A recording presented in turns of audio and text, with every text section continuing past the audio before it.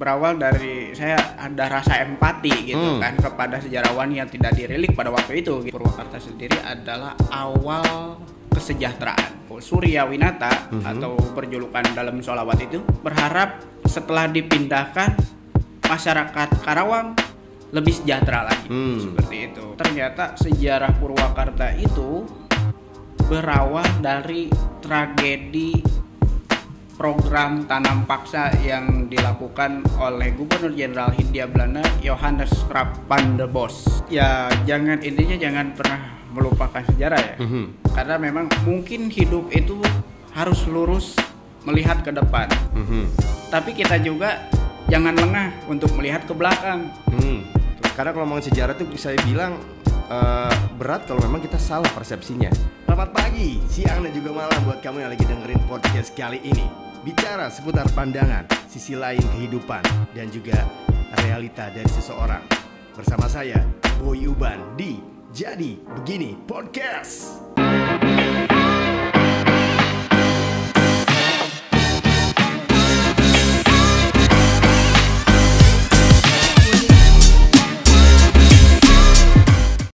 Sebelum lanjut nonton video ini, jangan lupa tekan tombol subscribe, nyalakan lonceng, like, dan share. Selamat menonton. Di episode kali ini, bukan episode kali ini ya, tapi ini adalah episode perdana saya. Episode perdana saya hadir di ruangan ini. Saya bersama Jadi Begini Podcast akan mencari tahu sosok seseorang, mungkin juga profilnya, sisi kehidupannya. Tapi untuk episode kali ini saya akan bicara seputar dari sejarah. Sejarah di mana lahirnya Purwakarta, asal muasalnya Purwakarta, ataupun bagaimana cerita lengkapnya Purwakarta yang sebenarnya seperti apa. Hari ini saya telah menghadirkan salah satu narasumber yang bisa dibilang beliau adalah seseorang yang benar-benar mencari data, benar-benar mencari fakta, karena beliau ingin mencari sejarah yang empiris, bukan sejarah yang mendukung. Selamat datang untuk Kang Naurid ya. Saya panggilnya Kang atau apa nih? Bisa, Kang juga bisa, boleh. Kang lah ya, biar Sunda pisan ya. Sunda pisan. Saya lahir di sini kok. Lahir di sini di ruangan ini. Maksudnya di Purwakarta. Di Purwakarta ya. Purwakarta istimewa ya. Purwakarta istimewa. Nah, Kang Naurid Muhammad Rifai Ilyasa, selamat datang Kang Naurid. Iya, baik, alhamdulillah. Terima kasih saya sudah diundang begitu. Terhormat sekali ya di Betul dong. sini. Dan juga terima kasih sudah menyempatkan waktu ya. Dengan kesibukan yang ngajar ya Kang Naurid ya. Betul sekali ya. Kang Naurid ini adalah bisa dibilang beliau adalah wartawan, salah satu wartawan di media nasional ya. Kemudian juga beliau juga memang lulusan dari budaya sejarawan ya. Win Sunan Gunung Jati Bandung. Sunan Gunung Jati Bandung ya. Dan yang pasti juga kalau bicara sebetulnya dari sejarah, sebenarnya banyak banget yang harus disampaikan ya. Betul. Karena kalau ngomongin sejarah tuh saya bilang berat kalau memang kita salah persepsinya. Dan berat juga kalau kita salah menilai itu sejarawan, atau kan memang kalau bicara sejarah tuh banyak sekali orang yang menyebutkan fakta-fakta sejarah. Apalagi kalau ngomongin Purwakarta ya, kota tercinta kita ini nih. Sejarah Purwakarta tuh gini. Enggak gitu, tapi gini. Nah, gitu kan? Banyak perspektif. Nah, banyak perspektifnya. Nah, di Jadi Begini Podcast, jadi begini ceritanya. Kita akan sedikit membahas seputar dari sejarah Purwakarta nih, Kang Naurid. Karena memang Kang Naurid juga telah meluncurkan meluncurkan satu buku yang berjudul adalah Pergolakan Tanam Paksa dan Berdirinya Purwakarta. Wow, tepuk tangan dulu dong. Ini salah satu buku karya dari Kang Naurid Muhammad Rifai Ilyasa. Tapi sebelum saya bicara ke buku nih Kang Naurid, saya ingin bicara seputar dari profil Kang Naurid dulu. Memang asal muasalnya memang tertarik ke dunia sejarah, atau memang ada hal yang mendorong ingin tahu sejarah Purwakarta? Seperti apa? Ya, singkat ceritanya sih saya menuntaskan tugas akhir kuliah. Skripsi? Ya, skripsi. Okay. Skripsi untuk strata 1 waktu itu. Nah, hanya saja waktu itu banyak orang yang meneliti tentang sejarah pesantren, sejarah bangunan gitu kan. Saya nggak mau seperti itu gitu kan. banyak sekali. Kalau misalkan sejarah pesantren ya udah pasti ada kiai gitu kan, Betul. santri dan bangunan pesantren, pondok, masjid. Betul. Ya, seperti itu. Itu kelengkapannya ya. Kelengkapannya ya. Jadi alur ceritanya itu gitu-gitu aja gitu kan. Nah, sementara saya menemukan apa gitu kan. Saya masuk waktu itu ke perpustakaan kampus Sunan Gunung Jati Bandung, menemukan bahwa ada skripsi tahun 1994. Waktu itu mungkin saya baru lahir gitu kan. Itu menjelaskan tentang bagaimana sosok Syekh Yusuf gitu kan, Syekh Yusuf bin Syekh Jaya Yusuf? Negara, ya, atau yang lebih dikenal dengan Baing Yusuf kalau di Purwakarta. Baing Yusuf ya. Yang jadi masalahnya itu kemana sih sebetulnya Baing Yusuf itu? Awalnya mau meneliti, meneruskan Baing Yusuf saja gitu kan. Tapi ketika saya main ke Purwakarta gitu kan, ke tempat kelahiran saya sendiri, lalu masuk ke perpustakaan daerah Kabupaten Purwakarta, ternyata masih warna-warni gitu sejarahnya. Purwakarta itu asal muasal seperti apa ya? Iya, masih warna-warni. Kata di bukunya begini, kata tokohnya seperti ini, bahkan ada salah satu sejarawan yang terasingkan gitu kan, tidak diakui iya, gitu iya. kan. Apalagi diekspos ya. Diekspos. Udah jelas terasingkan, tidak diekspos. Kemudian dari situ muncullah perspektif-perspektif atau seperti apa? Data. Berawal dari saya ada rasa empati gitu kan kepada sejarawan yang tidak dirilik pada waktu itu gitu kan. Padahal dia cukup besar sekali ini sebagai pahlawan pencari Besluit ya pada waktu itu. Ya sebut saja ya Pak Said Widodo gitu kan.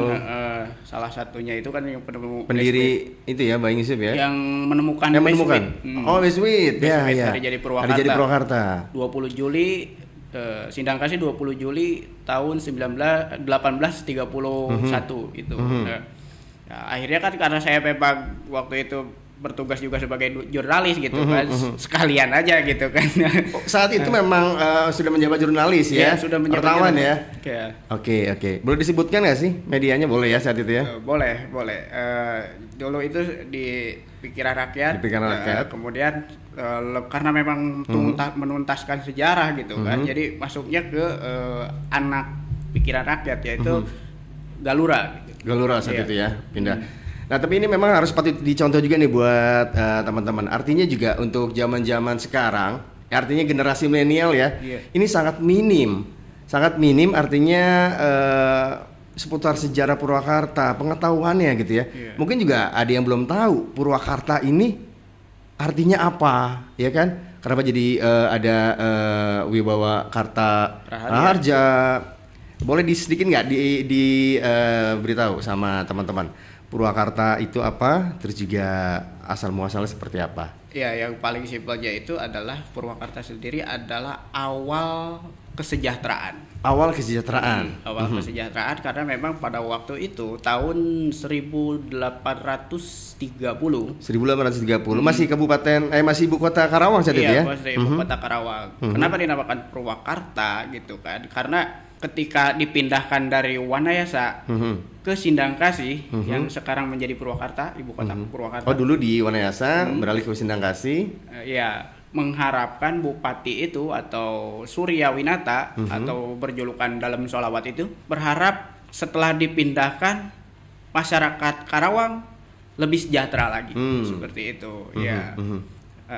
Dan itu kan dinasehati oleh penasehatnya sendiri namanya Purbasari. Purbasari.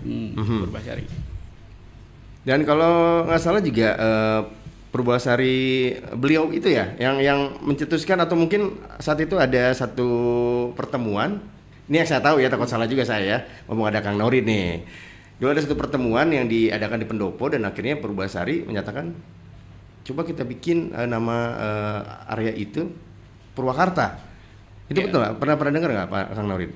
Sebetulnya belum ada pendopo pada waktu itu. Saat itu belum ada pendopo ya? Belum ada pendopo.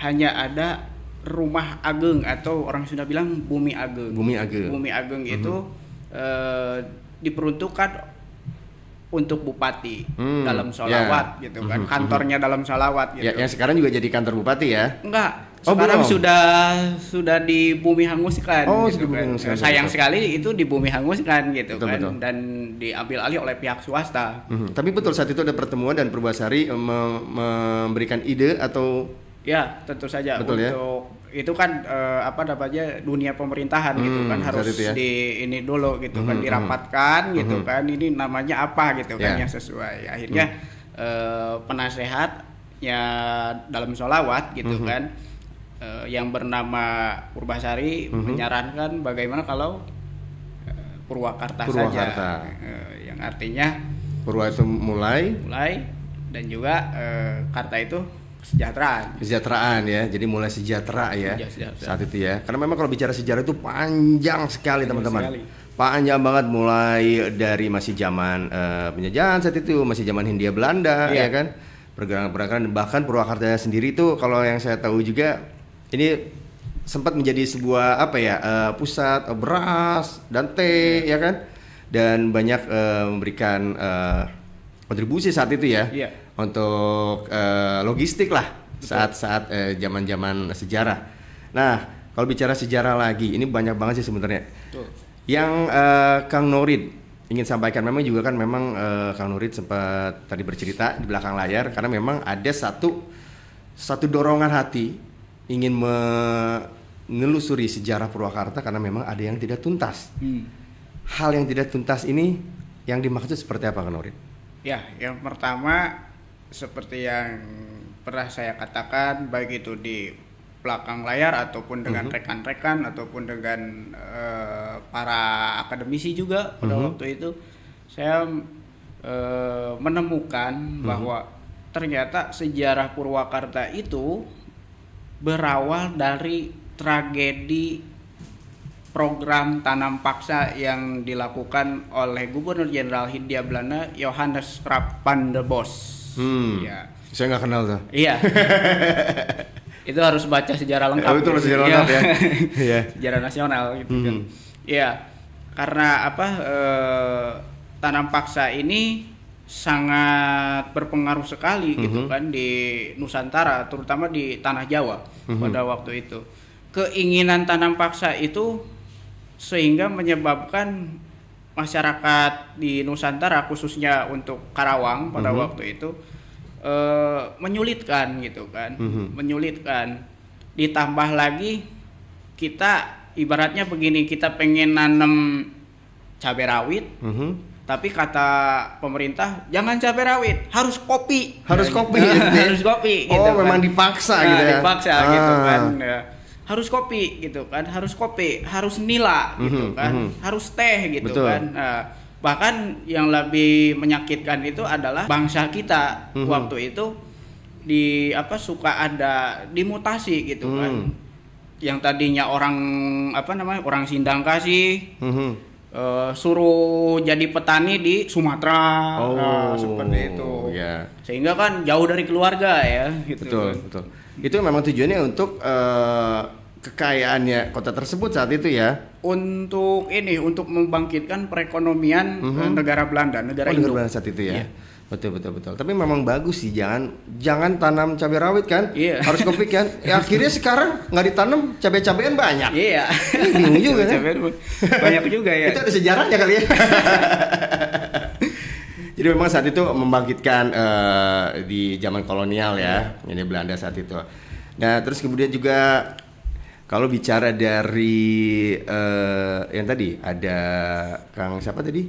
Kang Ade Widodo siapa? Ahmad Said Widodo. Ahmad Said Widodo. Beliau adalah sejarawan. Iya, itu yang memang kita harus memaklumi karena memang Pak Said itu berbeda dengan saya. Kalau saya kan memang empiris pendidikan sejarah.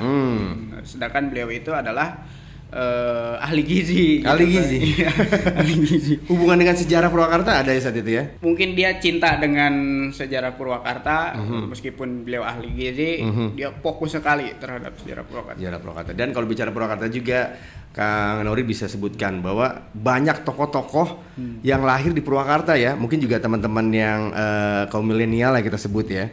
Belum tahu. Salah satunya mungkin Ipi Gandamana. Oh ya, Ipik Gandamana. Terus Kusuma Atmaja. Maja. Betul ya? Ibrahim Singadelaga. Ibrahim Singadelaga juga. Iya, Dia betul. adalah pahlawan atau juga tokoh ya. Iya, betul. Betul. Pernah jadi gubernur juga gitu. Pernah jadi gubernur juga. Terus juga banyak pemain sepak bola ya kan. Salim Ali Idrus itu ya, Salim Ali Idrus juga lahirnya di Purwakarta. Jadi artinya kita harus bangga menjadi orang Purwakarta lah ya. Betul. Jadi orang Purwakarta kita harus bangga karena banyak sejarah yang diciptakan sebetulnya di Purwakarta ini, di Purwakarta tercinta. Ada lagi mungkin biar teman-teman kaum milenial ya kita sebut ya, cinta sama sejarah. Kira-kira Ya jangan pernah melupakan sejarah ya. Karena memang mungkin hidup itu harus lurus melihat ke depan. Tapi kita juga jangan lengah untuk melihat ke belakang. Kita juga kalau berkendara supaya gak nabrak lihat dulu gitu kan. Kaca spion itu untuk melihat ke belakang gitu kan. Jangan terus aja ke depan sementara yang belakang tidak dilihat gitu kan. Tapi jangan selalu lihat ke belakang gitu kan. Sedap. Jadi memang harus seperti itu ya. Kita Iya. pun harus melihat story, cerita dan juga histori perjalanannya sebelum kita masuk melangkah ke depan ya. Betul. Terus arti sejarah untuk Kang. Ya, kalau untuk bagi saya sendiri, saya awalnya memang tidak suka sejarah. Tapi memang karena tadi kan saya melihat ke belakang dulu, bagaimana kehidupan leluhur saya gitu kan, supaya saya misalkan kalau ada yang jeleknya jangan seperti leluhur saya yang gagal misalnya. Saya harus fokus gitu kan. Saya lihat lagi kira-kira kenapa sih saya misalkan begini nih gagal, lihat lagi sejarah leluhur saya ada gak ini yang gagal gitu kan. Oh berarti jangan seperti itu gitu Ya, kan. ya. Jadi pendidikan itu bukan hanya baca buku, tapi melihat masa lalu kita, masa lalu orang tua kita gitu kan. Orang tua kita itu adalah contoh bagi kita gitu. Kalau misalkan orang tua kita berbuat salah, jangan mencontoh mereka gitu kan. Kita perbaiki. Ambil gitu. yang bagusnya, positifnya ya. Ambil yang positifnya, yang bagusnya gitu. Itu arti sejarah untuk Kang Nourid ya. Dan bicara kebanggaan, apresiasi ini untuk Kang Nourid karena telah menciptakan atau juga menulis ya. Betul. Sebuah buku Pergolakan Tanam Paksa dan Berdirinya Purwakarta. Nah, di sini ditulis juga temanya Benang Merah Historiografi Purwakarta periode Karawang 1830-1832. Betul. Jadi semuanya ini sudah lengkap ada di buku ini ya. Betul. Buku ini menjadi sebuah bukti bahwa Kang Nourid cinta sama sejarah. Pengen tahu lebih lengkapnya bisa dibeli di mana nih? Ya, toko merah ada. Toko merah ada. Toko hijau ada. Toko hijau ada. Toko oranye ada. Toko oranye ada. Atau di toko buku. Toko buku juga ada ya. iya. Ini sudah lengkap, bisa teman-teman dapetin. Buku ini menjadi sebuah bukti bahwa Kang Nourid asli orang Purwakarta, cinta sama Purwakarta karena di buku ini ditulis semuanya ya. Ditulis semuanya. Semua detail ya. Termasuk sejarah Islam juga. Sejarah Islam juga di sini karena memang nggak lepas ya. Purwakarta ini tercipta dari ya perjalanan sejarah penyebaran Islam saat itu ya. Betul. Betul ya. Alhamdulillah benar, saya takut salah dong. Baik kalau gitu teman-teman, terima kasih nih Kang Nourid juga sudah hadir di Jadi Begini Podcast ya. Karena memang kalau bicara sejarah banyak banget, panjang banget ya. Panjang banget yang harus kita telusuri dan kita buktikan fakta-faktanya, data-datanya ya. Dan Kang Nourid ini sudah membuktikan. Beli bukunya ya. Terima kasih sekali lagi Kang Nourid. Mudah-mudahan kita bisa berjumpa lagi. Salam. Ya. Dan buat kamu juga terus pantengin YouTube channel dari Jadi Begini Podcast karena banyak sekali informasi-informasi yang bisa kamu dapetin, edukasi dan juga seluruh fakta-fakta dan juga realita kehidupan ada di sini. Saya Boy Iban, pamit undur diri. Kita ketemu lagi di Jadi Begini Podcast selanjutnya.